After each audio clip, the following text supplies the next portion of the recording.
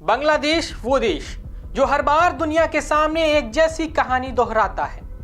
हिंसा होती है, हिंदू मारे जाते हैं, मंदिरों पर हमला होता है, घर जलते हैं और फिर सरकार बयान देती है ये सांप्रदायिक नहीं था, ये तो बस अपराध था। लेकिन सवाल ये है कि क्या हर बार मरने वाला सिर्फ हिंदू ही क्यों होता है? नमस्कार, मैं हूं अभिषेक त्रिपाठी और आप देख रहे हैं सरकारी मंथन, जहां हम आपको सिर्फ खबरें ही नहीं दिखाते बल्कि उस खबर का मंथन करते हुए एक नया नजरिया आपके सामने लेकर आते हैं। जी हां, अभी कुछ दिन पहले बांग्लादेश के मैमनसिंह शहर में दीपू चंद्र दास को पीट पीट कर मार डाला गया। उसके ठीक बाद अमृत मंडल 29 साल का हिंदू युवक राजबारी जिले में भीड़ द्वारा इतना पीटा गया कि अस्पताल पहुंचते पहुंचते उसकी जान चली गई। और फिर वही पुरानी लाइन, यह सांप्रदायिक नहीं था, ये तो आपराधिक घटना थी। अजीब बात है, मरता हर बार हिंदू है लेकिन मामला कभी सांप्रदायिक नहीं होता।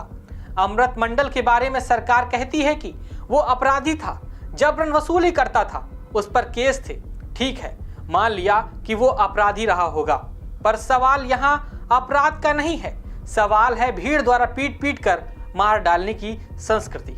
सवाल है कानून के नाम पर जंगल राज, सवाल है लिंचिंग का पैटर्न और सबसे बड़ा सवाल है 2 हफ्तों में 2 हिंदू और दोनों की मौत भीड़ के हाथों। क्या यह महज संयोग है? बांग्लादेश की अंतरिम सरकार मुंह पर मासूमियत का नकाब लगाकर बार बार कह रही है कि यह सांप्रदायिक नहीं था, यह तो हिंसक स्थिति थी जो अपराध से जुड़ी थी। पर सवाल यहाँ सरकार के बयान पर नहीं, सवाल उनके इरादों पर है। क्या बांग्लादेश की सरकार विश्व मंच पर अपनी छवि बचाने के लिए हर हत्या को अपराधी बनाम भीड़ का मामला बताकर क्लीन चिट दे रही है? अमृत मंडल पर आरोप थे, ठीक है, पर जिस देश में अपराधी, आरोपी और संदिग्ध सबको कानून के मुताबिक अदालत में पेश किया जाता है, वहां सिर्फ हिंदुओं के मामले में भीड़ ही अदालत क्यों बन जाती है? क्या यह भीड़ का गुस्सा है या बहुसंख्यकवादी सोच का वो काला चेहरा जिसे सरकार सफेद चादर से ढकने की कोशिश कर रही है? दीपू चंद्र दास को भी अपराधी नहीं बताया गया था, उसे भीड़ ने सिर्फ एक अफवाह पर मार दिया। अब अमृत मंडल को अपराधी घोषित करके भीड़ की हिंसा को उचित बताने की कोशिश की जा रही है। पर असली सवाल है, भीड़ कब से कोर्ट बन गई? भीड़ कब से फैसला सुनाने लगी? और सबसे बड़ा, भीड़ हमेशा हिंदू को ही क्यों निशाना बनाती है? अमृत मंडल के केस में पुलिस कहती है कि उसे भीड़ ने मार दिया क्योंकि वो वसूली कर रहा था, पर पुलिस खुद स्वीकार करती है कि उसके साथी मौके से भाग निकले और सिर्फ एक व्यक्ति पकड़ में आया। अगर ये वसूली की घटना थी तो बाकी लोग कहां गायब?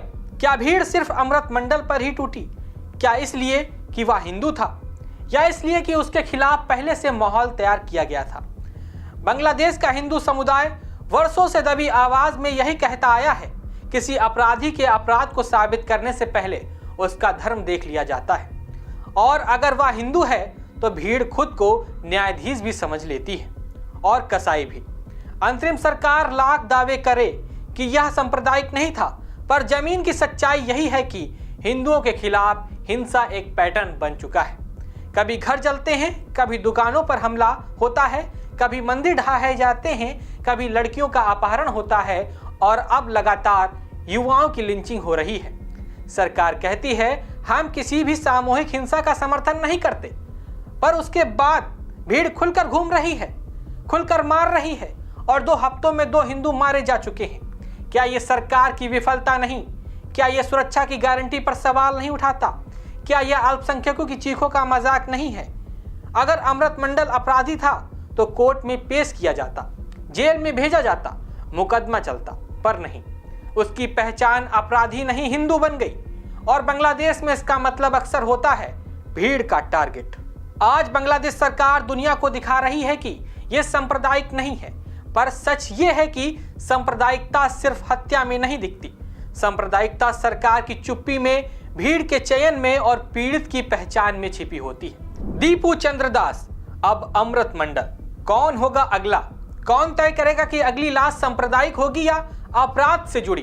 कब तक हिंदुओं की मौत को नॉन कम्युनल का लेबल देकर आंखों में धूल झोंकी जाती रहेगी? बांग्लादेश में हिंदुओं की हालत खराब है और यह सिर्फ एक वाक्य नहीं बल्कि हर दिन की हकीकत है। जब भीड़ कानून बन जाए और सरकार बयानबाजी में व्यस्त हो जाए तो समझ लीजिए कि न्याय का सूरज वहां ढल चुका है और अमृत मंडल की लाश इस ढलते हुए न्याय का सबसे ताजा सबूत है। तो सवाल सिर्फ इतना है, क्या बांग्लादेश में हर हिंसा अपराध कहलाती रहेगी और हर लाश सिर्फ हिंदू की ही उठती रहेगी? बताइए, ये संयोग है या एक पैटर्न जिसे दुनिया अनदेखा कर रही है? इस सवाल का जवाब हमें आप जरूर लिखकर भेजिएगा। मैं हूं अभिषेक त्रिपाठी और आप देख रहे थे सरकारी मंथन। नमस्कार।